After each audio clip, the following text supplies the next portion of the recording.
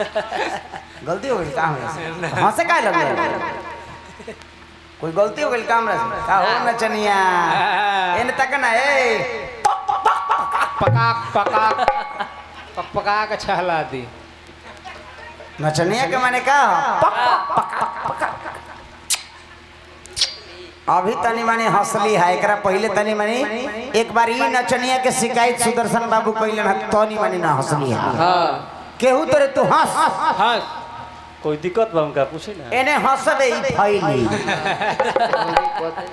खुशी के माने क्या है क्या मजा मिलता है यस एने हंसबे ई मन में रहे पूरा मजा हम कुछ गौनी है तक हम ई ना कहनिया कि हम कोनो नया गाना गावता नहीं हम कोनो बात ऐसा 2-4-10 को कहनी हाँ जो नया नया बात रहे अभियो बोलब वो नया नया बात हुई ऐठे के चाहिए ऐठे के चाहिए लेकिन कितना ऐठे के चाहिए जितना चौली बन जाए ज्यादा ऐठ के पेशाबो कैला मुंह में चल जाला सही बात गलती ना सब ज्ञान के बात है सुसु करत रह ऐठ के कदब तो ऊपर चल जाई मुंह में चल जाई ऐठ के कोनो काम ना कइल जाला आ जहाँ तक ले रहल गान बजान के बाद तो रौरा सुमिरन से लेके अभी तक ले तीसरा ताल गान बजान हो गई एके लय में रौरा ढूकल बानी एके लय गलती एके गो लय गावता नहीं रौरा रात भर हम समय के अनुसार अपने गीत गाते हैं हम बनाते हैं एगो कांड भई रहे यूपी वाला उत्तर प्रदेश में इटावा पंडिताइन का दो सुसु कैली और वह सुसु से जादव जी का दो कथा कहे गई रहे कथा बाचे तो जादव जी के वह सुसु से शुद्ध करावल गई लेकिन खरे खरे कह देले रे बैठ के करे के चाहिए खड़े खड़े ना करे के चाहिए थोड़ी पुराना तो हम वह पे एगो गीत लिखनी तबलावा वो नहीं खेगा नहीं खे के बताओ और जब खेला इटावा से आई गजब काम कैली पंडिताइन भागवत कहे जादो जी जाता काहे मुड़ी छिलाता मुड़ी पर मूत्र छिटाता बाहरी जमाना आए हैं एक देश से उतरे हैं एक घाट एक के देश से न सब अइले बानी पंडित जी लोग कहेला कि 4 गो वरण होला कौन कौन एगो ब्राह्मण एजा से जल में ले ब्रह्मा जी के मुंह से आ छतरी भुजा से बांस से आ बैस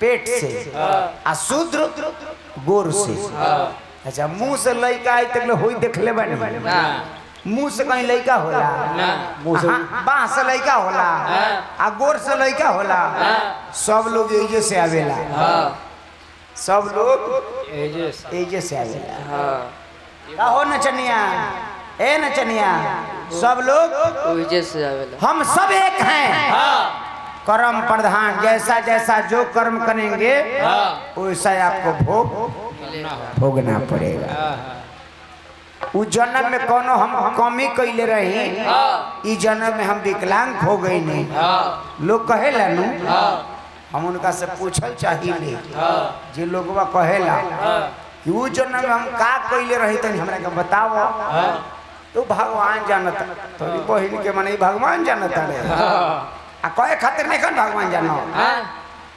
कभी ना जब रौरा सब अभी खुश नहीं थी बाबू माई के जिंदा में हाँ मिठाई खियावे के चाहिए, हाँ।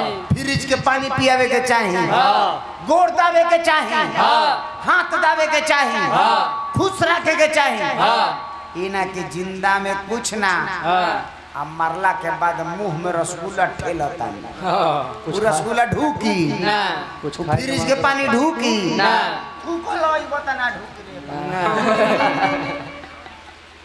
बाबूजी कुछ खाए गलती कहा था का ना जिंदे में रौरा जे भक्ति करे के वासे होली एगो और ब्यासी कहतनी कि लंगरा गिरे संहार लो हो गया भजन ना, लंगड़ा गिरे ढकेल दो हो गया भजन, हाँ खचाड़ दो लंगड़ा गिरे लसार दो हाँ हो गया भजन। हाँ कय गो लंगड़ा के उठावता जी, कय गो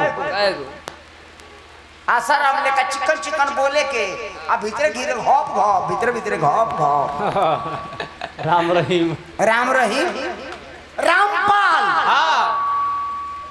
नारायण साईं साधु लोग के नाम बदनाम कोइला हो साले आसाराम।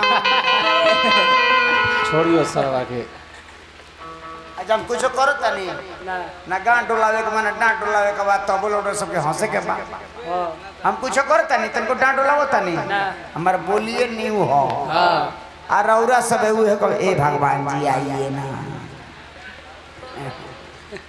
संत लोग के नाम बदनाम, हम एको वाली तना कौन एक नया नया गाना लिख के गा रहे हैं, नया गाय तरोड़ा गा देव का। और जब खेला इटावा से आई गजब काम कैली पंडिताई, भागवत कहे जातो जी जाता कहे मुड़ी छिलाता, मुड़ी पर मुद छिटाता। नए हो पुरान बाग नया हो आगे चलते जाओ चाचा रुआ कभी बदली है और जब खेला इटावा से आई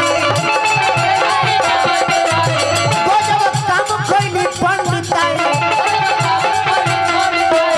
और जब खेला इटावा से आई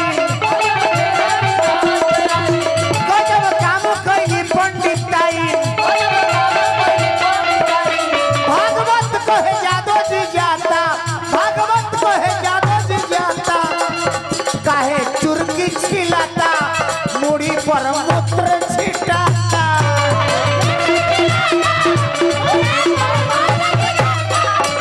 काहे माथा छिलाता मुड़ी पर मूत्र छिटाता।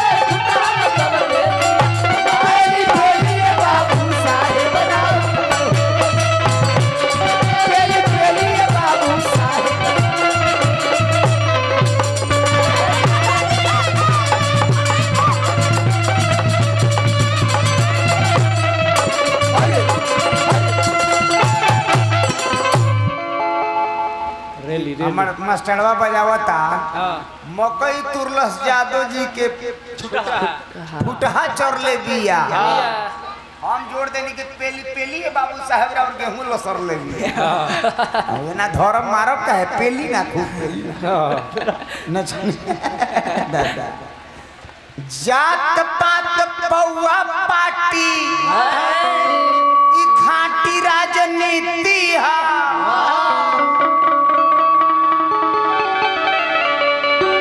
जात पात पौआ पार्टी खाटी राजनीति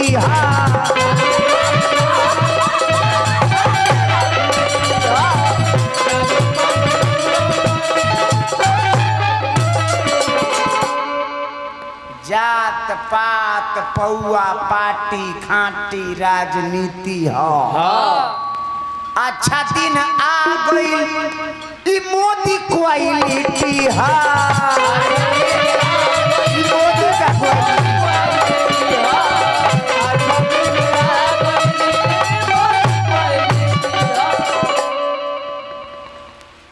ये अच्छा दिन आ गया ना। पंडिताइन बेचारी खरे खरे क दिन आज उनकर रहले असिस्टेंट से पंडित जी के कपार छीला पर मुड़ी पर छिड़क देले कहले ए जादू जी तू जासूद हो गइल। जे स्वयं जादू जी कृष्ण भगवान होंगे। जादू के माने कृष्ण, अहिर के माने का जे सांप के नाथ देवेला वो अहिर हो। अहिर हो उ 3 बिता गहिर करला तब रहेला ठीक से। अच्छा सब लोग को ठीक बा इनमें बड़ाई या बरकपन नहीं खे करे के, लेकिन रौरो सब में से केहू आदमी अहिर होई एमे से अहिर बानी ना। तो कृष्ण जी के नाम चलता तो कहता नहीं कि जात पात पौआ पाटी खाटी राजनीति हो। अच्छा दिन आ गई मोदी क्वालिटी हो। यूपी पुलिस के भनक जब लागल सोशल मीडिया से ई लांगड़ खिस्सा सुन के शर्म शर्माता काहे चुड़की छिलाता मुड़ी पर मूत छिटाता। किस्सा सुनी शर्म शर्माता, किस्सा सुनी शर्म शर्माता काहे चुड़की मुड़ी पर मुत छिटाता।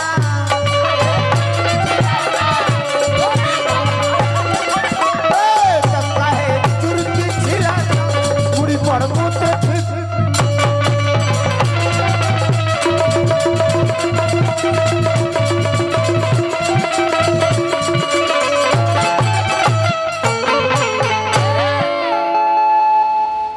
नया रहला कि पुरान रहला। चाचा जी के नाम का रौरा नाम? चाचा जी के नाम का रौरे नाम कहते रौरा? हाँ पुलिस राय रौरा चाचा पूछा ना तू पूछ लो। सब लोग राय बनिए जा वोट ज्यादा बा। अच्छा ये घड़ी जानता नहीं फेसबुक तो नयका लोग सब लोग देखते हुए होता कि कोई जात लोग जादू जी के गाड़ी देता, जादू जी को ओकरा के देता, कोई चमार जी के गाड़ी देता, कोई कोईरान जी के गाड़ी देता, कोईरान जी ओकरा के गाड़ी देता, चमरान जी ओकरा के गाड़ी देता। आ फेसबुक का इंस्टा पेज पर देख ली खाली यह चलता। यह चलता कि ना? लेकिन हम एगो गीत लिखनी बड़ा जादू जी के लोग गीत लिखे। सुदर्शनो बाबू का दो घोड़ी पर चढ़ेला। ए भाई घोड़ी पर चढ़, घोड़ा पर चढ़ब तो दोसर काम। आ घोड़ा घोड़ी में तनी अंतर हो जाला। कहता रे बबुआ तोहरो पापा घोड़ी रखले रहन। हाँ हमार पापा हम बच्चा रही उस समय समझुआ तो हमारा खानदानी हाथी घोड़ा रहेला। हमारा खानदान में हाथी या घोड़ा और तो हाथी के बिक्री पर कीने पर माने क्रय और विक्रय पर तो रोक न लग गया। क्रय मूल्य विक्रय मूल्य माने करने पर हाथी पे रोक लग गया। हम लोग के खानदान में हाथी घोड़ा शुरू से रहता है।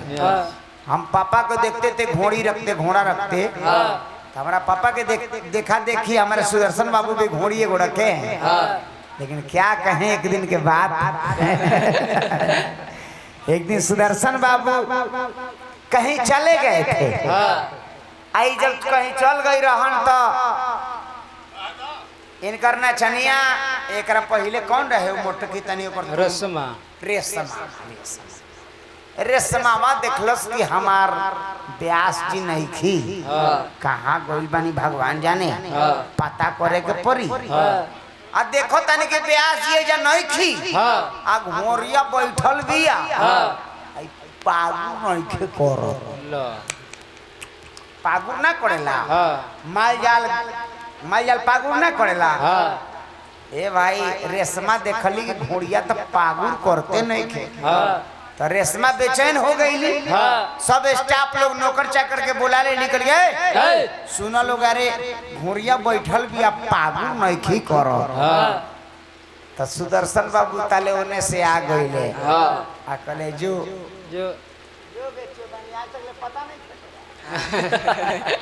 आज तक ले तोरा पते नहीं थे ये घोड़ी को वो पागुर ना करेली ना ई कोनो गाय भैंस नहीं खी ना घोड़ी एक बार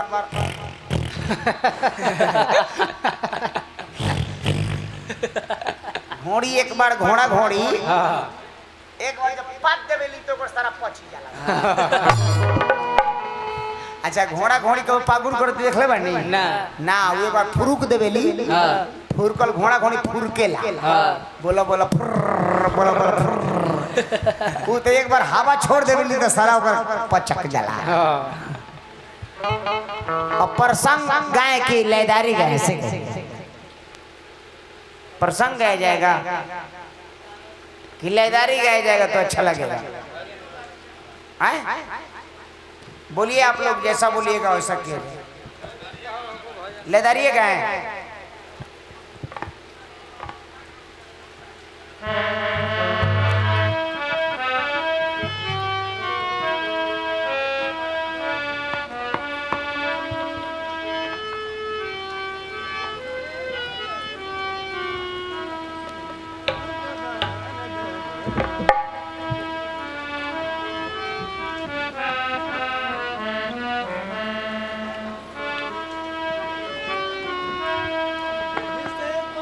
तने दिल ले बुझा